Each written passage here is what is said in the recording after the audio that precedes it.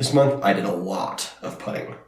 I recently realized that I have spent very little time practicing putting, despite my firm belief that it is the most important skill in disc golf. So I set up a test at the beginning and the end of the month to see if I got better. This made me realize that there is not going to be a quick band-aid for my putting woes.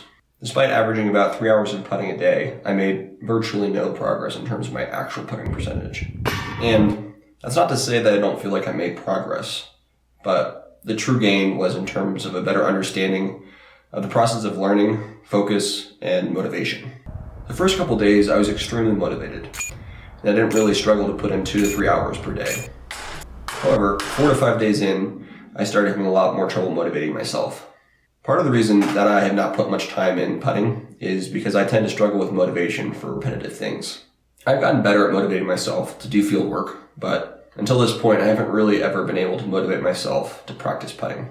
In the next weeks, I developed a number of strategies to help make it easier. I would often struggle so much just to start, and then want to stop as soon as I had started. So I began to just start, and not give myself a chance to think about how much effort it would be, or how it would maybe be hard. I also began setting a time for 10 minutes. I was not allowed to check the time, or think about quitting, but as soon as the timer went off, it was fine to stop. I'm pretty sure every single time I decided to keep going. Sometimes for 5 minutes more, but often for an hour or longer. That's when I learned that warming up/dressing warmly is extremely important because it made putting easier and a lot more fun. Usually I would do this by putting for my 10 minutes to start with, then I would throw a disc out into the field, run, get it, and then throw it again for about 5 to 10 minutes until I was sweating and starting to feel like I was warm. When I came back, I would putt from around 15 to 20 feet because that is the distance that I can consistently make putts from if I'm focused and putting well. I spent almost all of my time putting from that short distance, probably over 95%, as I really wanted to spend time getting more comfortable and better at maintaining focus.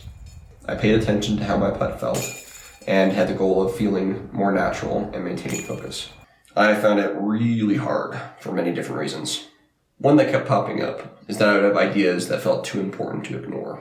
So I started to bring a notebook so I could write down ideas/things I needed to do that felt really important, which allowed me to let them go and bring my focus back to the task at hand. I also made sure that I didn't have a clock that was easy to look at. When I was putting inside, I started covering the clock. Otherwise, I would often check the time after every round of putting. Really, I just tried to remove as many distractions as possible, because at least for me, staying focused is really, really hard. I have some pretty lofty goals for myself, both in putting and disc golf in general. And even though those goals are set years into the future, I find it almost impossible to not pay attention to the individual successes and failures of each putt, set of putts, hour, day, week, month, and year. I tend to approach things in a very analytical fashion, which is how I approach this experiment. I decided to quantifiably measure my skill by the amount of putts that I made, and then remeasure at the end to see how much better I got. Which, while technically a solid way to set up an experiment, inevitably subtly changed my focus to results instead of improvement. The results of my experiment averages out to about a 3% gain across the board, which, while seemingly menial, equates to about half a stroke improvement per round. However, what I really gained was a better understanding of how to mentally approach putting practice. I need to be motivated to putt and actually want to do it, because deciding I want to do X amount of putts becomes laborious pretty quickly. I found it helpful to approach putting with a sense of curiosity, rather than focusing on the outcome of each putt.